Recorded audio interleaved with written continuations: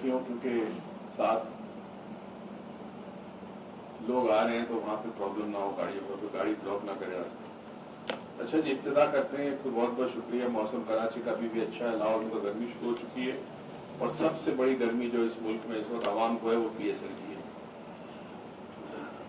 पहला सवाल दुबई से मासूमा जैदी ने लिखा है, अस्सलाम वालेकुम doctor Moiz, should we personify Allah or consider him an unidentified presence everywhere? Should we believe he is the Noor all around us and hence he is not confined to any one place? Or should we believe, like mentioned in the Quran, that he has his throne on the skies, therefore personify him? Should we follow the Sufi concept and believe that he is the life, soul, present in each and every atom of our cell in our body, and if we remove this mortal body, we reach the level of fana, and that soul is the essence of Allah? Some people consider the universe to be the divine from which they ask. I hope समझ में आ गया होगा। बहुत लंबा चौड़ा सवाल है। दो इसके पहलू हैं। एक वो है जो टिपिकल फंडामेंटल रिलीजियस पहलू है कि अल्लाह ताला का एक मकाम है, उनका तख्त है एक अर्श पे खास मकाम पर, और कहा जाता है कि खाना काबा बिल्कुल उस अल्लाह ताला के जो कुर्सी है, उसकी कुर्सी से मुराद ये कुर्सी नहीं, मतलब जहाँ कॉन्सेंट्रेशन है उसकी, वहाँ बिल्कुल नीचे खाना काबा। और दूसरा कॉन्सेप्ट जो सूफिया कराम का भी है वो ये कि अल्लाह हर जगह मौजूद है, हर जर्रे में मौजूद है उसका नूर, हर जर्रे में उसका इल्म मौजूद है। अल्लाह ताला हमारे जिस्म के हर सेल में मौजूद है, और वो रूह का जो कॉन्सेप्ट है कि अल्लाह ताला की रूह हमारे अंदर मौजूद है। अच्छा, अब बात इतनी है कि परवरदिगार आलम ने अपने बारे में हमें सिर्फ जो बताया वो ये है कि उसने अपनी कुछ क्वालिटीज हमें बताई है। वो कहता है मैं रहमान हूं, मैं रहीम हूं, मिसाल के तौर पर। अब ये रहमान और रहीम को हम इस तरह समझ सकते हैं कि हमें जिंदगी में ऐसे लोग मिलते हैं कि जिनमें ये क्वालिटीज होती है, तो हम रहमान और रहीम को कनेक्ट कर सकते हैं कि रहमान रहीम क्या है। अल्लाह ताला मुसव्विर है, तो हम समझ सकते हैं कि मुसव्विर क्या होता है। अब अल्लाह की जात को एक तो कन्फाइन नहीं किया जा सकता किसी कॉन्सेप्ट के अंदर। जैसे ही हम अल्लाह ताला के बारे में कोई कॉन्सेप्ट बनाएंगे वो कॉन्सेप्ट गलत होगा। अल्लाह इंसान की अकल, उसकी शऊर, उसकी सोच, उसकी ख्यालात, उसका तसव्वुर, उसके इमेजिनेशन से कंप्लीटली बाहर है। वो शय जो जहन में आ ही ना सके, जिसका कोई इमेज ना बना सके, जिसके बारे में कोई राय कायम ना कर सके, वो अल्लाह ताला की जात है। इसीलिए अल्लाह ताला समझ नहीं सकते, हम उसको अकल और शऊर से नहीं समझ सकते रब। तो फिर अल्लाह ताला को कैसे पहचाने? अल्लाह ताला को पहचानने का तरीका है उसकी कुदरत का कई दफा बता चुका हूँ कि अल्लाह ताला को अगर जानना है तो पहला जो सिलसिला शुरू होता है वो इंसान अपनी जात से शुरू करता है, अपने आप को देखता है वो क्या है, उसका निजाम क्या है, जिस्म का किस तरह अल्लाह ने उसे बनाया है, तो वो अल्लाह की कुदरत को जानने लगता है। फिर अपनी जात से बाहर इस कायनात को देखता है, और इस कायनात के अंदर अल्लाह के जलवे देखता है, उसकी कुदरत को देखता है, उसकी कुव्वत को देखता है, उसकी ताकत को देखता है, निजाम देखता है। हर निजाम में एक बैलेंस है।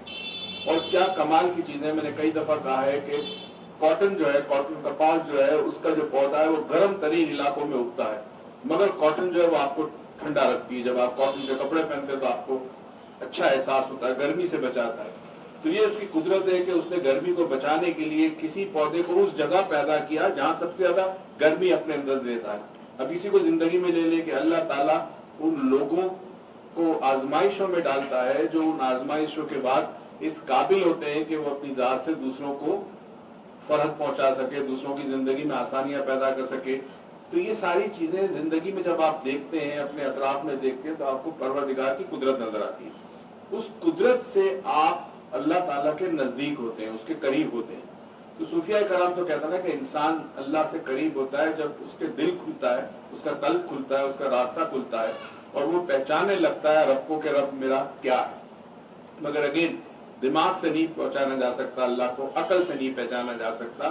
ये सिर्फ महसूस किया जा सकता एक तरीका है कि जिसमें इश्क इलाही, परवरदिगार की मोहब्बत, उसका इश्क इतना ज्यादा हो कि इंसान पे परवरदिगार के करीब पहुंच सके, एक तरीका है। अब जहां पर्सनलिफाई की बात हुई तो चूंकि कई मज़ाहिब ऐसे थे दुनिया में کہ جنہوں نے پیدا کرنے والے کو ایک شکل دی، پرسنالفائی کی. اس میں ہندو مذہب سب سے قریب ہے، انہوں نے جی بدھ بنا دیے. اللہ کے جتنے ایٹریبیوٹس جو بظاہر ہمیں پتا ہے ان سب ایٹریبیوٹس کے بدھ بن گئے. کہیں پہ وہ پیدا کرنے والا ہے، کہیں پہ وہ رازق ہے، کہیں پہ قہار ہے، کہیں پہ وہ سخت ہے کسی حوالے سے، تو اس کے بدھ بنا دیے. تو یہ شرک ہو گیا. اللہ کو پرسنالفائی نہیں کر سکتے آپ. اللہ صرف محسوس کرنے کی چیز ہے، اور وہ محسوس قلب سے ہوتا ہے. عقل سے اللہ نہیں پہچانا جا سکتا، کیونکہ عقل انسان کی کر ہی نہیں سکتی، اس ذات کو نہیں پہچان سکتی. یہ فیل کرنے کی بات، ایک احساس کی بات ہے. مثلا مثال کے طور پر ماں کی محبت، آپ دنیا جا کے قصیدے لکھ لیں، دنیا جا کے اس کے اوپر افسانے لکھ دیں، دنیا جا کے انٹلیکچوئل گفتگو کر لیں، مگر جو محسوس ہوتی ہے ماں کی محبت وہ بیان نہیں ہو سکتی الفاظ میں. وہ ایک احساس کا نام ہوتا ہے کہ ماں اس طرح محبت کرتی ہے. وہ احساس جو ہے وہ امپورٹنٹ ہے، تو اس پہ فوکس کرنا چاہیے.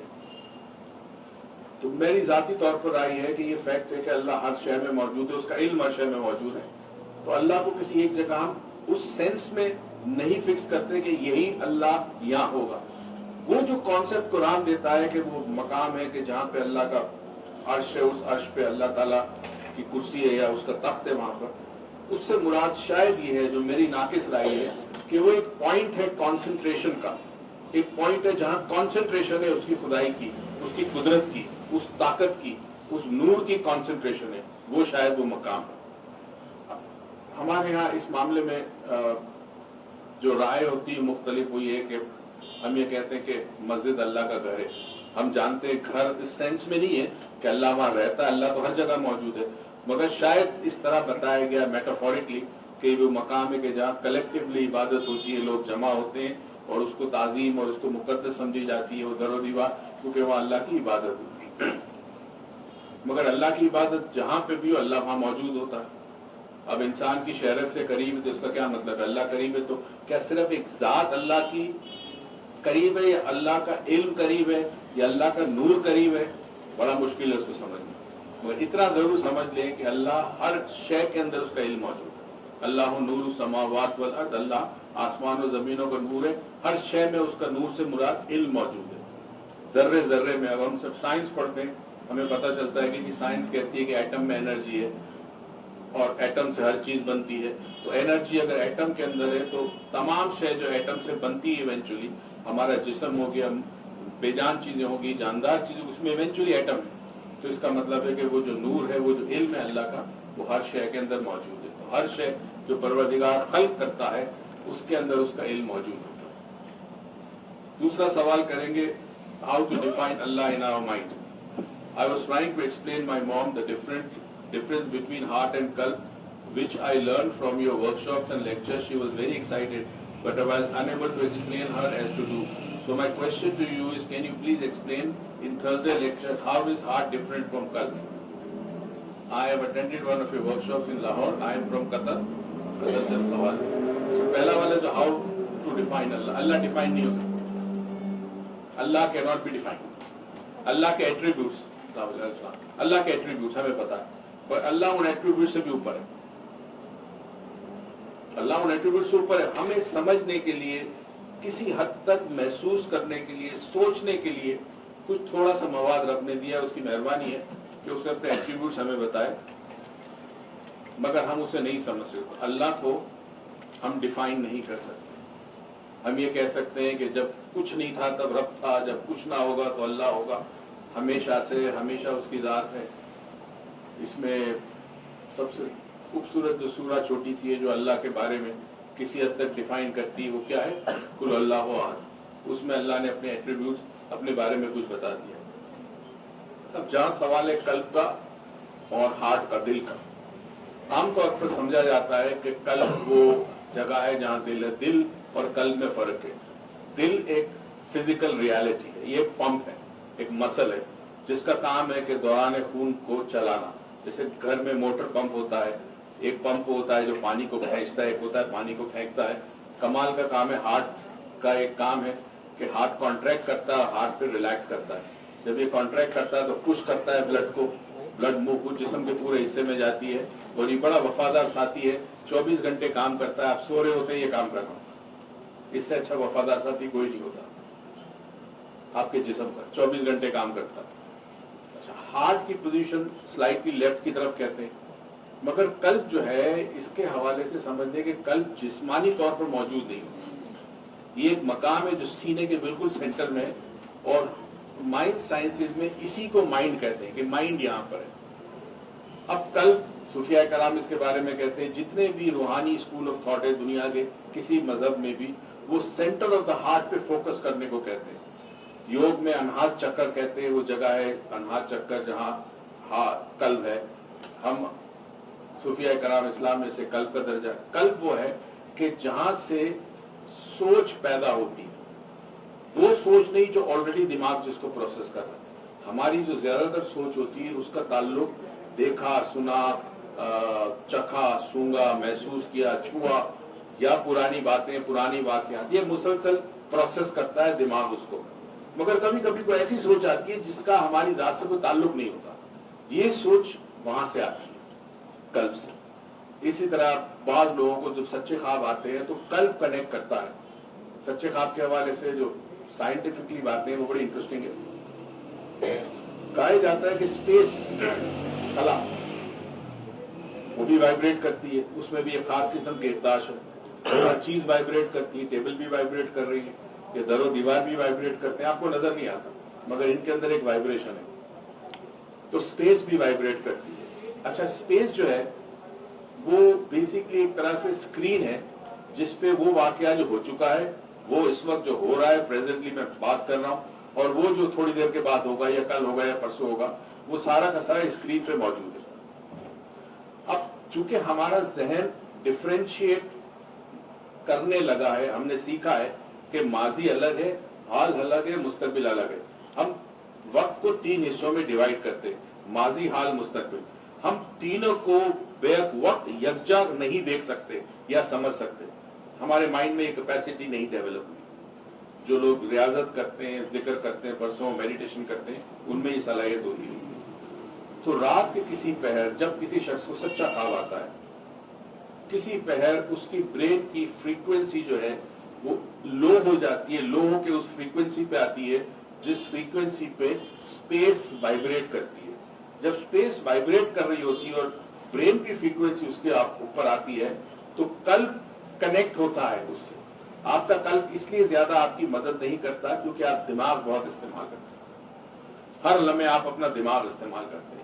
صحیح غلط, میں نے ججمنٹل اور نان ججمنٹل پہ بڑی باتیں کی. ہر لمحے ہم جج کر رہے ہوتے ہیں, صحیح غلط ہونا چاہیے, نہیں ہونا چاہیے, پرائر لرننگ انسان کی, اس کا ایکسپیرینس, اس کی ایجوکیشن, تو یہ کنٹینیوسلی برین اس پہ کام کرتا ہے. تو قلب کو موقع نہیں دیتا کہ وہ معلومات کو سینس کر لے, اسپیس میں سے لے لے. رات کے کسی پہر جب کانشیس سو جاتا ہے آپ کا اور برین فریکوینسی نیچے آتی ہے آپ کی, اس وقت کوئی خاص فریکوینسی پہ قلب ایکٹیویٹ ہوتا ہے اور وہ دیکھ لیتا ہے جو سامنے اسپیس میں منظر ہے آنے والے وقت کا.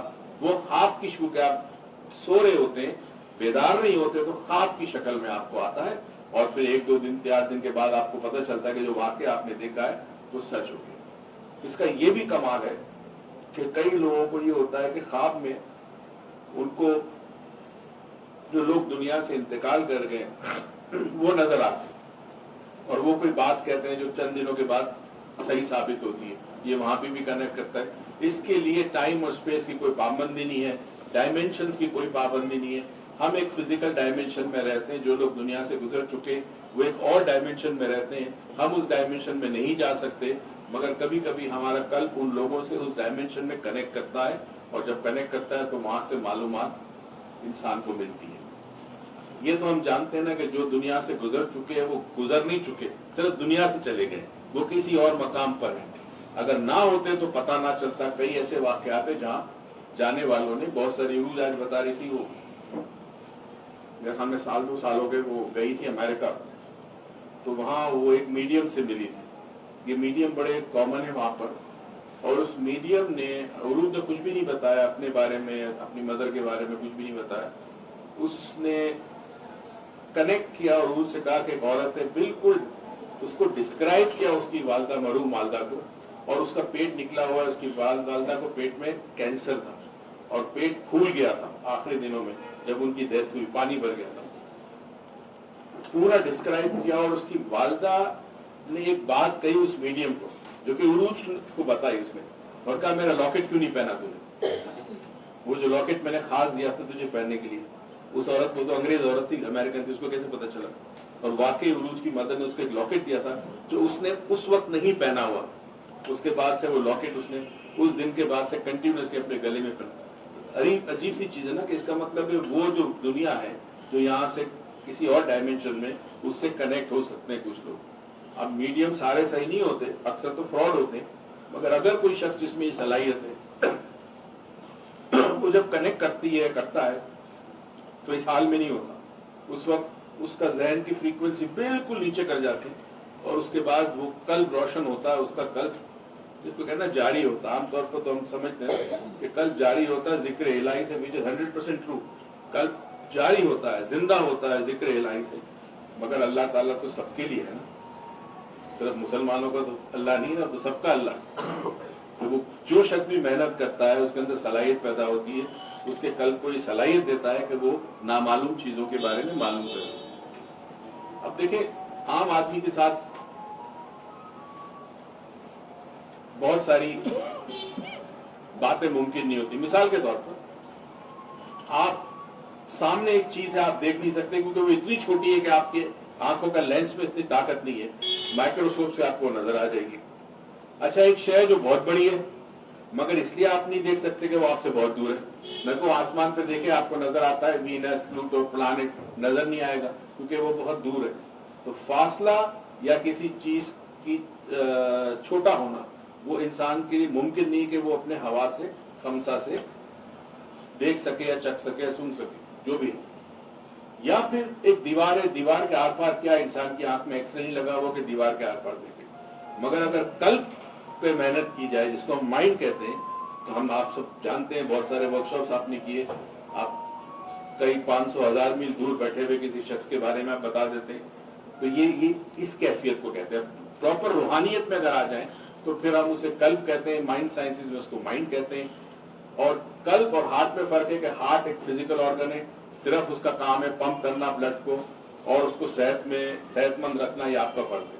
قلب کی کیفیت کچھ اور ذکر جو لوگ کرتے ہیں، عادی ہے ذکر کے، ان کا قلب جو ہے وہ جاری ہوتا ہے، وہ روشن ہوتا ہے۔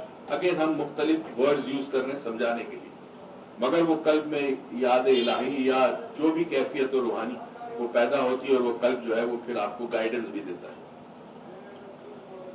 اچھا جی، قطر کا سوال ہو گیا، دبئی کا بھی ہو کہیں دبئی کا سوال آیا، میچ ہو رہی ہے نا وہاں پہ۔ اچھا جی، یہ ہے سلام سر، میں اپنے ملنے والوں سے بہت جلدی فرینک ہو جاتی ہوں، 2-3 ملاقاتوں میں اپنی ہر بات شیئر کر لیتی ہوں، جس کا بہت نقصان اٹھانا پڑتا ہے بعد۔ اس عادت سے کیسے جان چھڑاؤں؟ تھرسڈے لیکچر میں اس کا جواب دیجیے گا۔ اللہ پاک آپ کو اور ہم سب کو اپنے حفظ و امان میں رکھے، آمین۔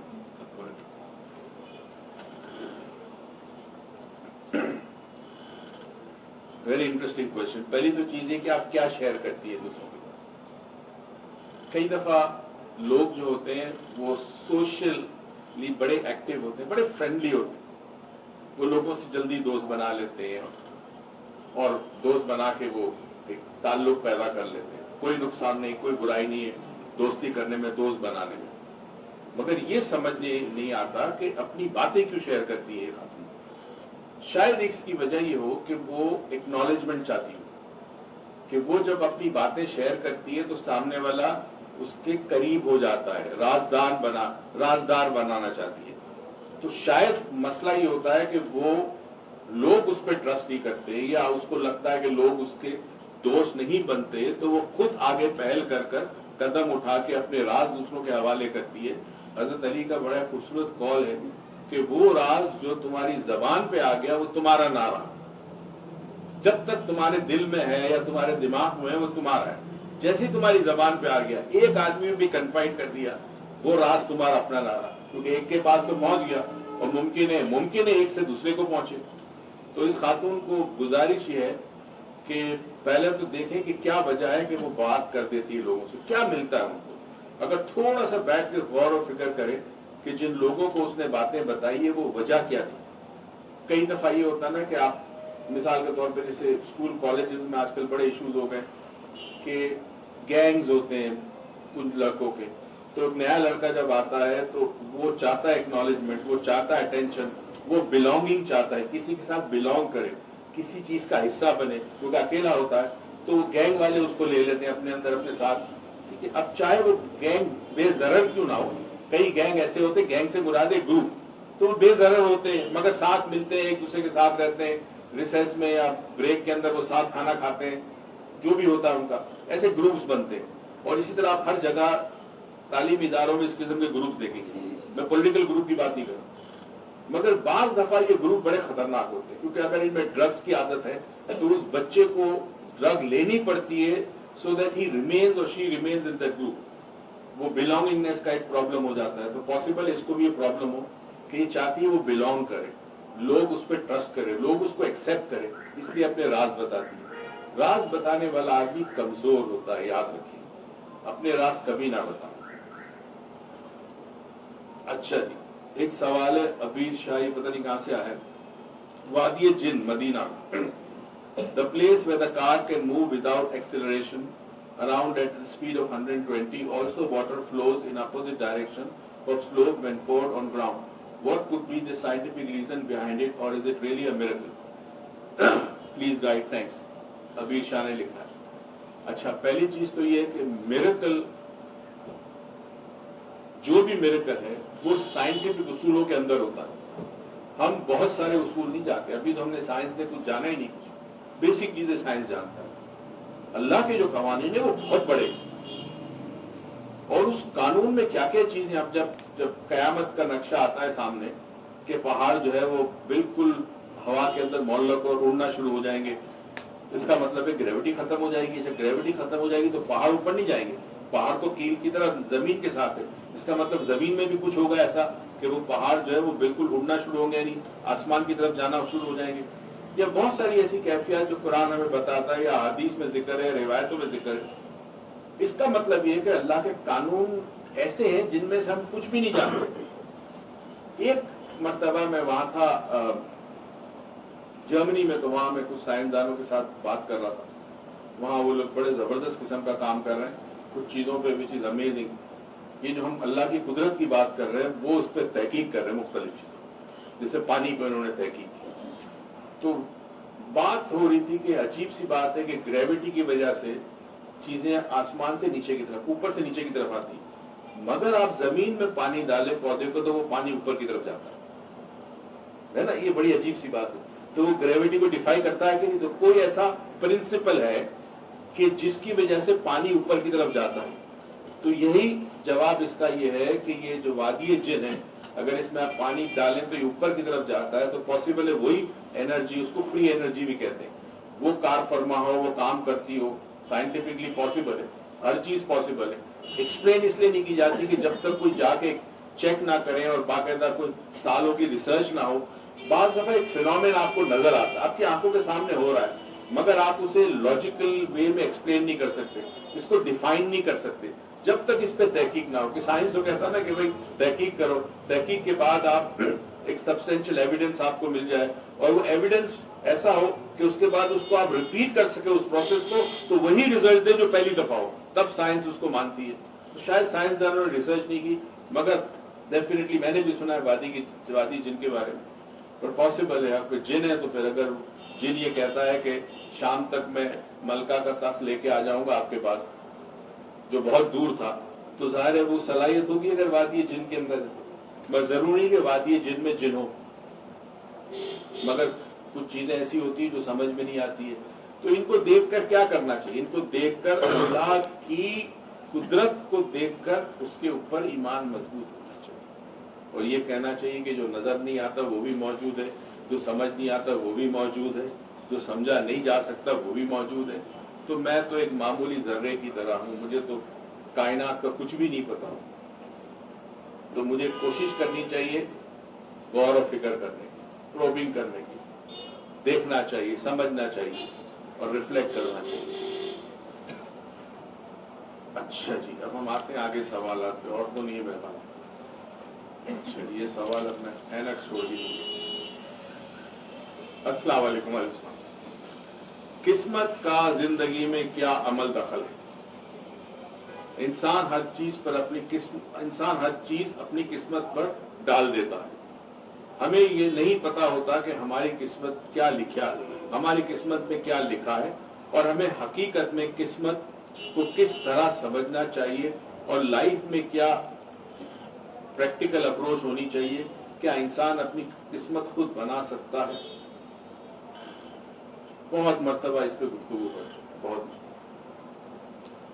تو بتا چکا ہوں کہ یہ ہاتھوں میں جو لکیر اللہ نے دی ہے، جس کو آپ کسی پامس کے پاس جائے تو وہ آپ کو پڑھ کے بتا دیتا ہے۔ علم ہے ایک یہ بھی، وہ ہاتھ میں کیوں دی ہے؟ مقصد ہے اس کا کہ یہ قسمت آپ کے ہاتھ میں، کہیں اور نہیں دی، اس نے ہاتھ میں دی، ہاتھ میں دی۔ ایک علم اور بھی ہے جس میں آپ کے پیروں کے نیچے تلے کے جو لکیر ہے وہ بھی پڑی جاتی ہے، اور وہ بھی اس لیے دیے کہ آپ کے قدم ڈیفائن کریں گے کہ آپ کس راستے پہ چلتے ہیں، اور اس راستے پہ آپ تو یا تو فلاح کی طرف جائیں گے یا غلط راستے پہ جائیں گے۔ اب قسمت کے بارے میں کہہ چکا ہوں کہ کچھ چیزیں فکس ہے جو چینج نہیں ہو سکتی۔ مثلا اللہ نے آپ کو انسان بنایا تو آپ انسان رہیں گے، ہاں درندے جیسی حرکت کر سکتے ہیں مگر رہیں گے آپ انسان، وہ چینج نہیں ہو سکتا۔ اچھا اب اللہ آپ کو کس گھر بھیجتا ہے، کس گھر میں بھیجتا ہے، وہ آپ کے اختیار میں نہیں ہے، کیونکہ آپ پیدا جہاں ہوتے ہیں وہ آپ کا اختیار تھوڑی ہے۔ آپ کے ماں باپ کیا ہوں گے، آپ کے اختیار میں نہیں ہے۔ آپ کی مادری زبان کیا ہوگی، آپ کے اختیار میں نہیں ہے، بعد میں آپ چینج کر لیں، مگر اصل زبان آپ کی مادری زبان وہی رہے گی۔ آپ کی نیشنلٹی کیا ہوگی، چینج نہیں ہو سکتی، بعد میں آپ چینج کر لیں، مگر کبھی بھی دنیا میں نیشنلٹی لینے جائیں گے، امیگریشن لینے جائیں گے دنیا کے کسی ملک میں، وہاں لکھا جائے گا کنٹری آف برتھ، تو آپ لکھیں گے نیشنلٹی پاکستانی، پھر آپ کینیڈین بنے، پھر آپ آسٹریلین بنے، آپ کی مرضی۔ یہ چیزیں بدلی نہیں جا سکتی۔ آپ کی آنکھوں کا رنگ نہیں بدل سکتے آپ، ہاں لینس پہن سکتے ہیں مگر اصل آنکھوں کا رنگ وہی رہے گا، آپ کے اصل فیچرز وہی رہیں گے، اوپر پلاسٹک سرجری آپ کرا دیں مگر اصل فیچر آپ کے رہیں گے وہی۔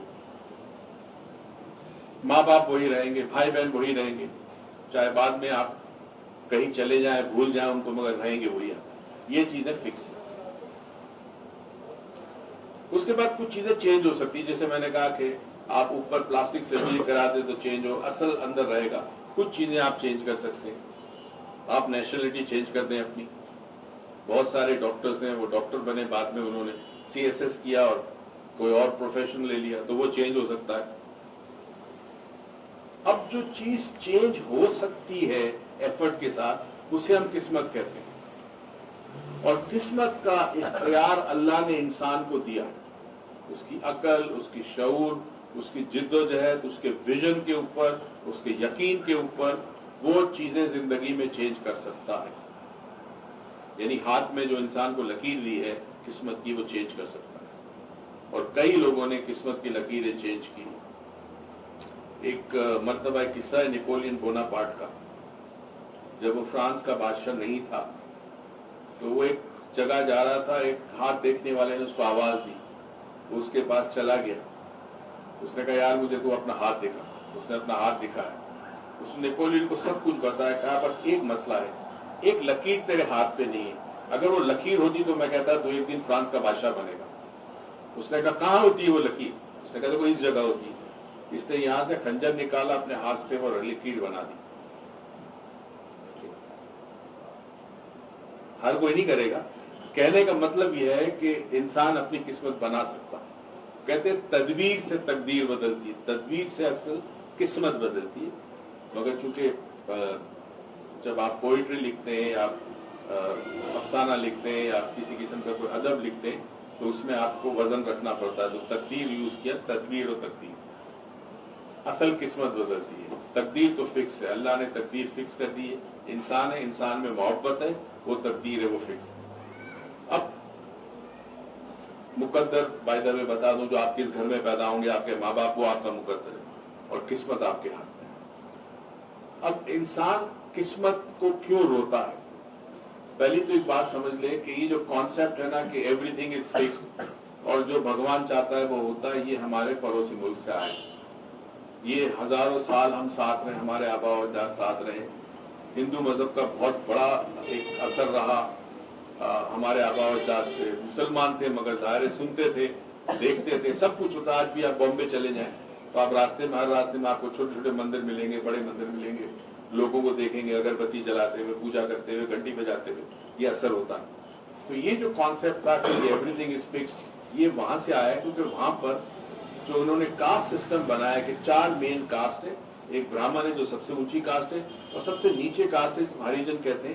یہ وہ کاسٹ ہے کہ جس کا کام صرف خدمت کرنا ہے اور سارے گندے کام وہ کریں گے. ظاہر ہے کسی نے گٹر بھی صاف کرنی ہے، کسی نے روڈ بھی صاف کرنا ہے، تو وہ کام سب سے لوور کاسٹ کو. تو لوور کاسٹ کو یہ بتایا گیا تھا کہ تم پنیہ کماؤ، یعنی تم جنم جنم میں ہر نیک کام کرو تو ایونچولی تمہاری ایولیوشن ہوگی. تو یہ قسمت تمہاری ہے.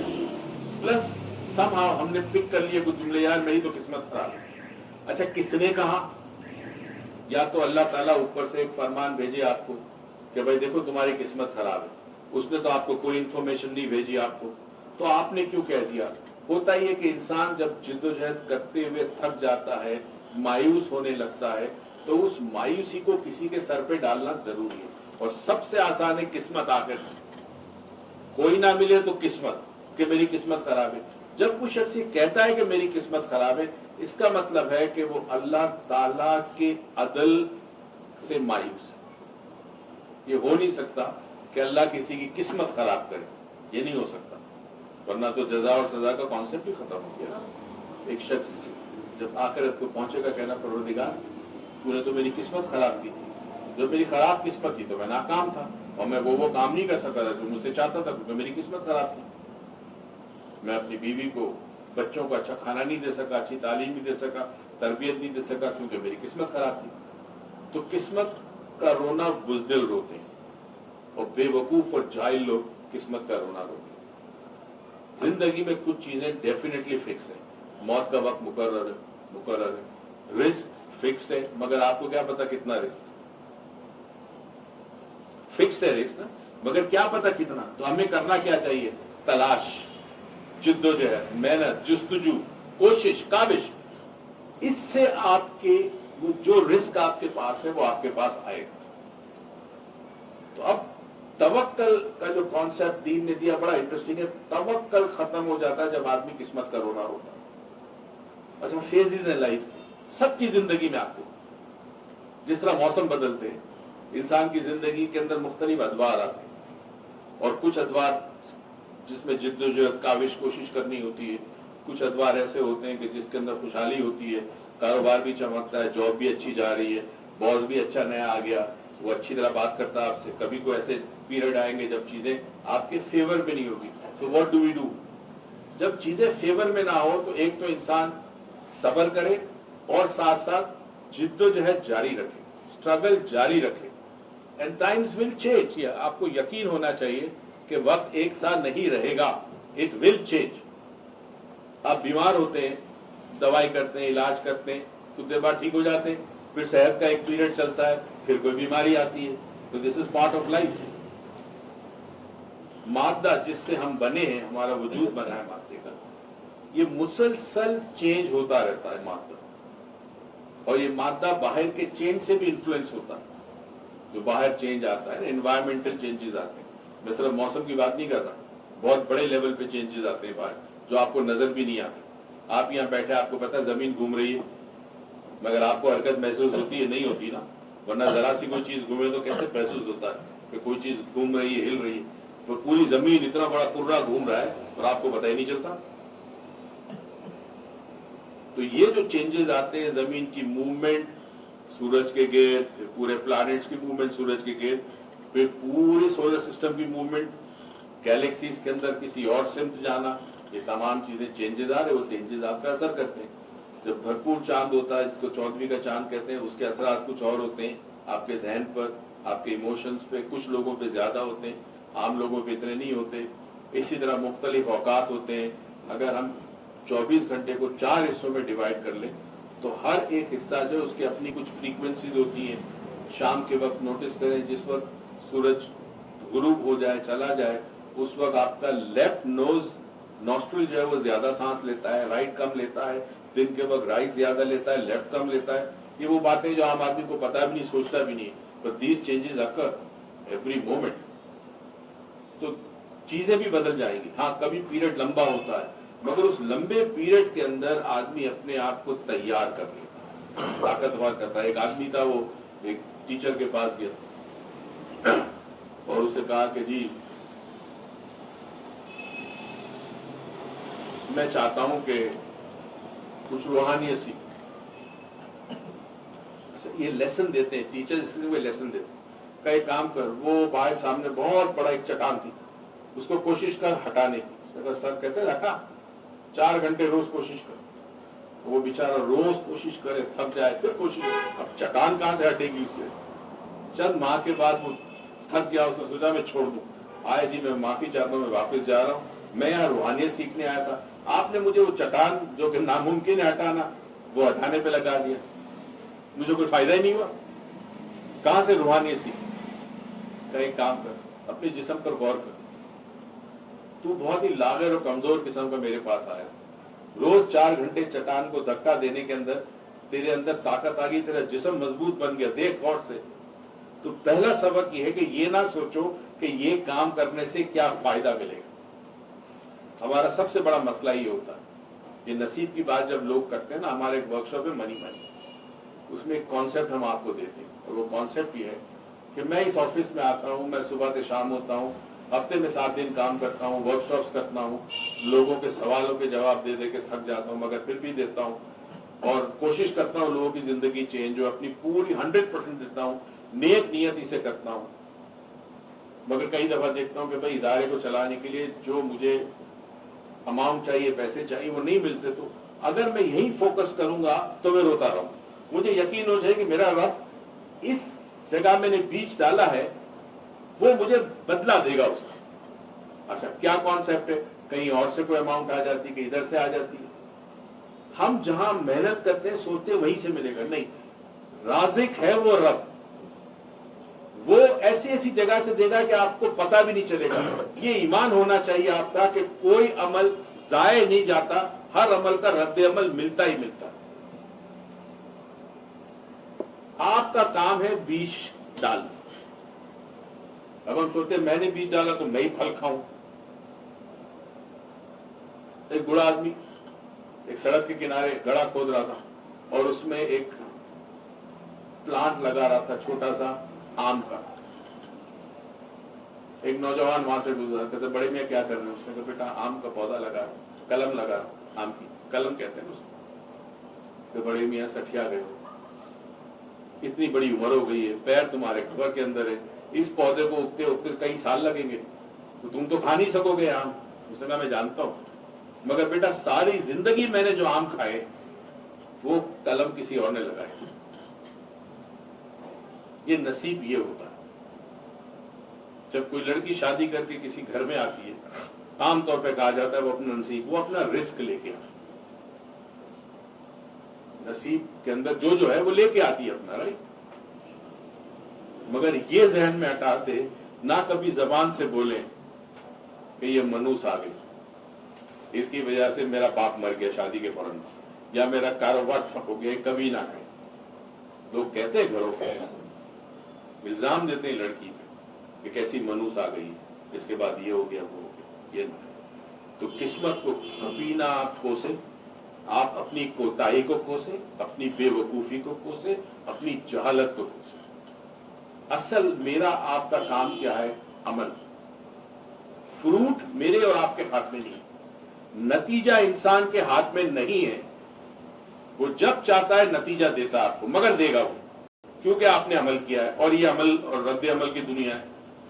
نتیجہ آپ کو ضرور ملے گا. کئی ایسے موجد ہیں جنہوں نے اپنی زندگیاں لگا لی, 20-25 سال ریسرچ میں لگا دی, نہ انہوں نے کبھی شادی کی, نہ اگر کی بھی تو نہ بیوی بچوں کو ٹائم دیا.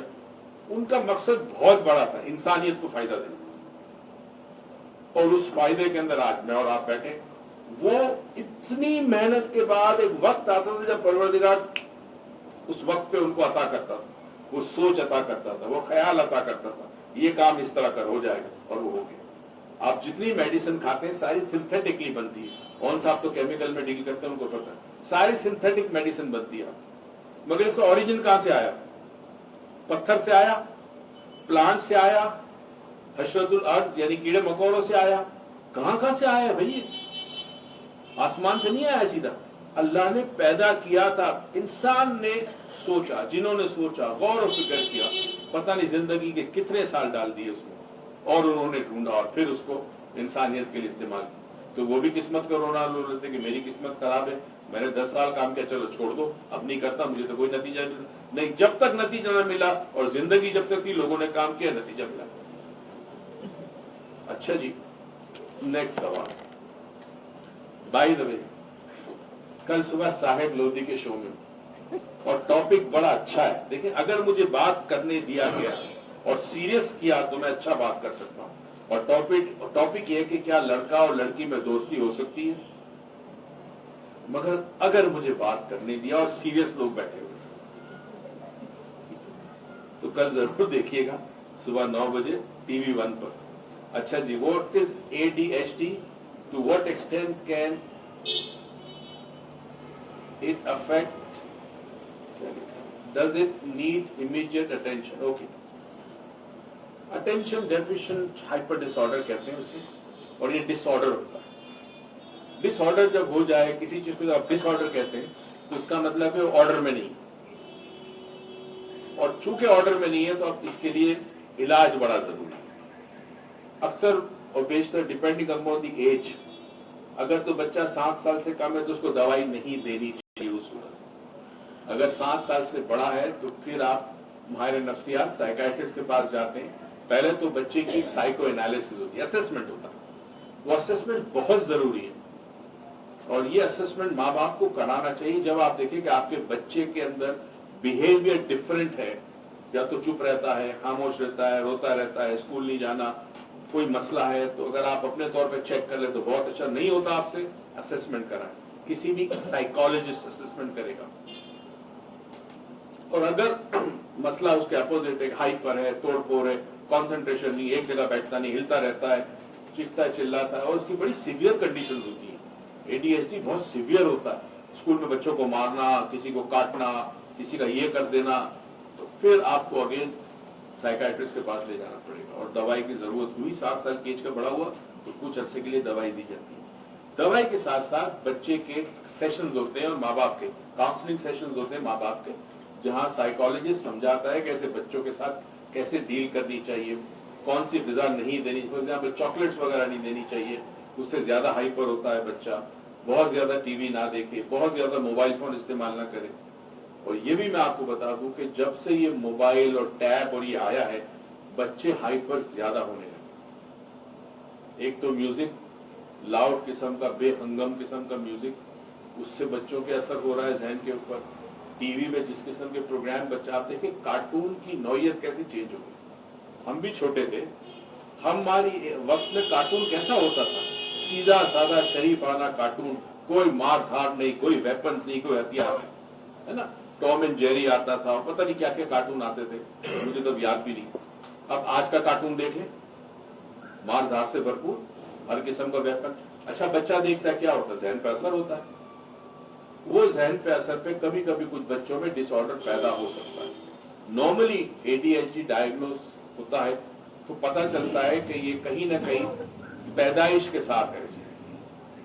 ماں کے پیٹ میں جب بچہ ہوتا ہے، 9 مہینے رہتا ہے، اس 9 مہینے میں بڑی عجیب و غریب کیفیات سے گزرتا ہے، ایک الگ دنیا میں ہوتا ہے۔ اب ماں کی اس وقت ذہنی کیفیت، میڈیسنز کیا لے رہی ہے، کوئی ڈرگز تو نہیں لے رہی، مطلب افین، چرس اکثر عورتیں لیتی ہیں، اسموکنگ کس حد تک کرتی ہے، الکوہل کنزمپشن کتنا ہے، خوراک کیا لیتی ہے، وہ سارے بچے کی نشو و نما پہ اور اس کے اوپر اثرات ہوتے ہیں۔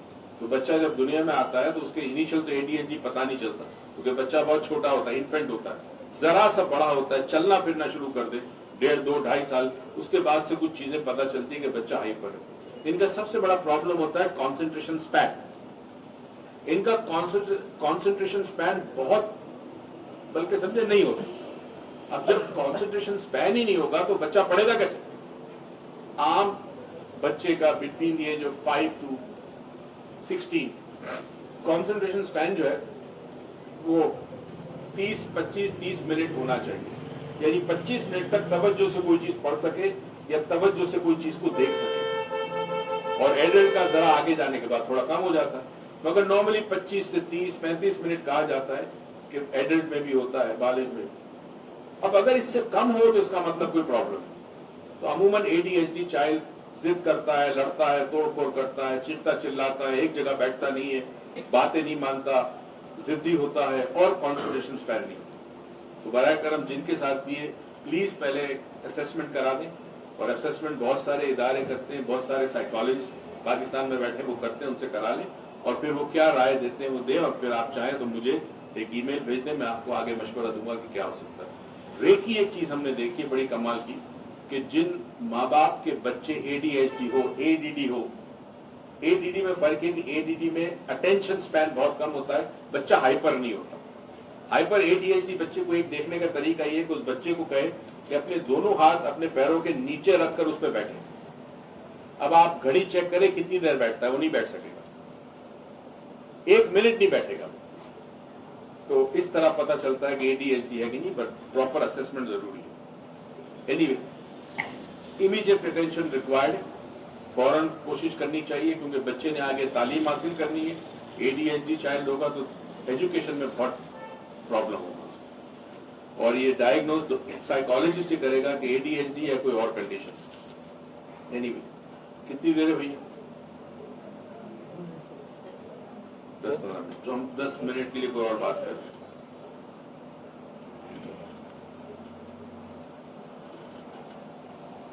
इस वक्त अपने मुल्क के हवाले से बात करना चाहता हूँ। ज़ाहिर है मैं भी इस मुल्क का शहरी हूँ, जिंदगी गुजार दी इसमें। 82 में अमेरिका में था मगर छोड़ के पाकिस्तान आ गया। फिर बच्चों ने कहा कि हम आपका ग्रीन कार्ड अप्लाई करते हैं, मेरे दोनों बेटे अमेरिकन नेशनल है। मैंने कहा नहीं, मैं पाकिस्तान नहीं छोड़ सकता।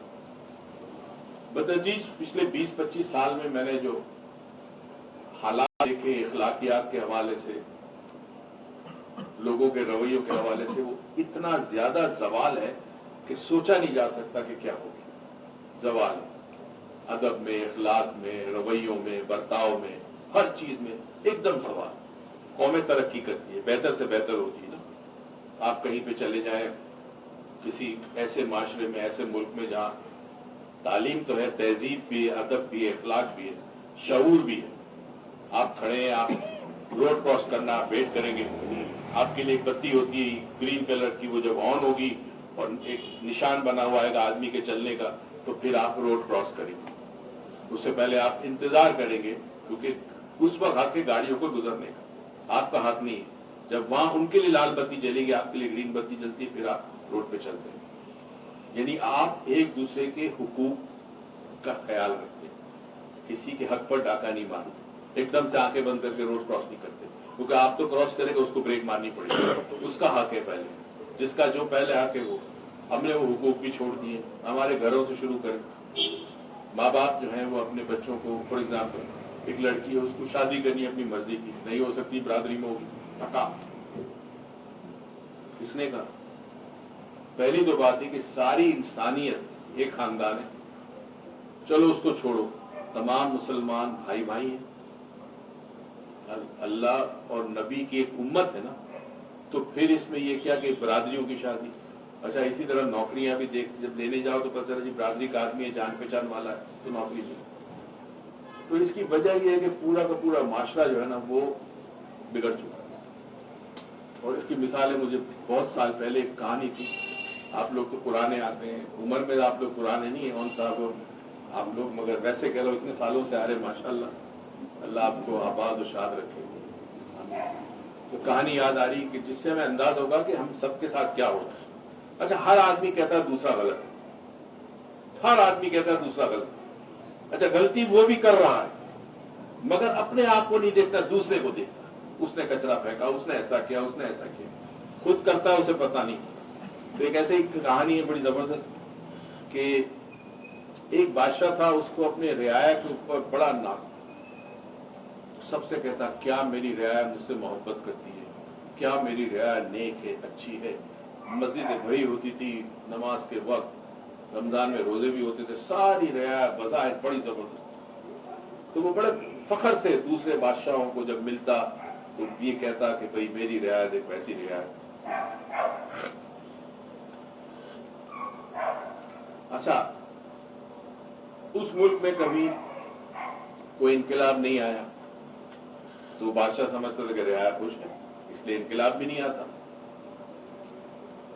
اب ایک بزرگ آئے اس شہر میں، بادشاہ سلامت کو پتہ چلا کوئی بزرگ تشریف لائے، فوراً دعوت دی، اپنے محل میں بلایا، کھانے پہ بٹھایا، بڑا مہمان نوازی کی، بڑا ادب اور احترام کرتے تھے بزرگوں کا، اللہ کا کوئی ولی تھا.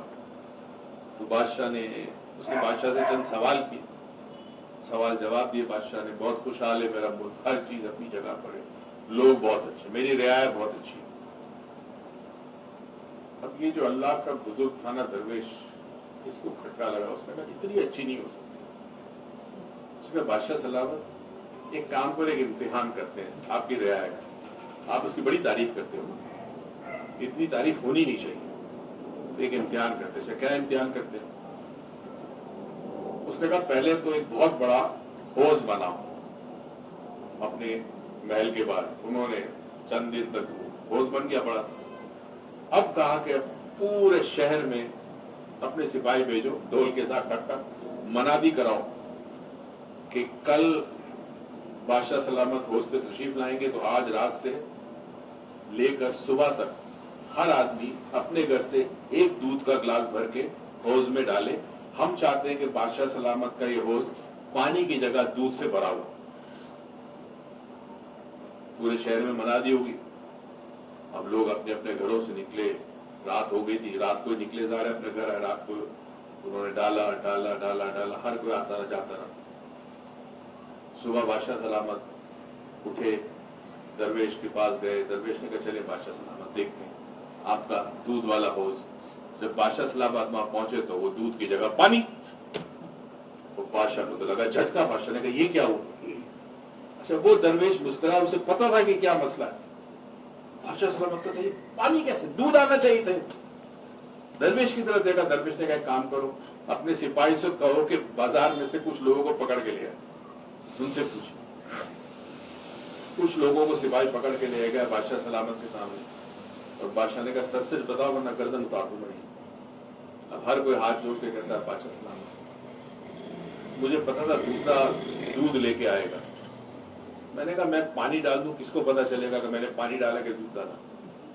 ہر شخص یہ سوچتا تھا کہ دوسرا تو دودھ ڈالے گا اس کے اندر، میں پانی ڈال دوں کیا فرق پڑتا ہے. یہ حال اس ملک کا بھی ہے کہ وہ ٹھیک کر لے گا، وہ ٹھیک کر لے گا، یہ میں اپنا کام کروں جو کرتا ہوں، کسی کو کیا پتا چلے گا. میں نے کچرا پھینکنا ہے گھر کے باہر، کون دیکھے گا. آج پورا شہر کراچی گندگی کا ڈھیر بن چکا ہے، کیونکہ ہر شخص اپنے گھر کے سامنے کچرا ڈالتا تھا، کسی اور کے گھر کے سامنے، یا کوئی خالی پلاٹ پہ. حد ہوگی خالی پلاٹوں پہ کچرا. وجہ کیا تھی؟ پوری کی پوری قوم انوتھینٹک ہے. تو میں اور آپ سب ذمہ دار ہیں. ہم نے دیکھا نہ بولا تو بھی ذمہ دار ہے، کیا تو بھی ذمہ دار. تو کم سے کم اس ذمہ داری کو سمجھنا ہوگا، اپنے آپ کو ٹھیک کرنا ہوگا. جب تک اپنے آپ کو ٹھیک نہ کرو گے ملک ٹھیک نہیں ہوگا. آپ ہی ایکسپیکٹ کریں کہ حکمران ٹھیک کریں گے، نہیں کرے گا. اس کے بھی تو اپنے کام ہے، ان کے بھی تو کام ہے. وہ حکومت میں آتے ہیں تو انہوں نے بھی تو کچھ کرنا ہے، وہ کریں گے کچھ اور. اپنی خود غرضی سے کچھ دیر کے لیے باہر آئیں. خود غرضی ہو ٹھیک ہے اس حد تک کہ جی آپ کی جان آپ کی ہے، آپ کی حفاظت آپ کی ہے، آپ کو خوراک چاہیے، آرام چاہیے، آپ کو نیند چاہیے، آپ کو کوئی سر پہ چھت چاہیے، وہ تمام چیزوں کے لیے جستجو کرے جو آپ کا حق ہے.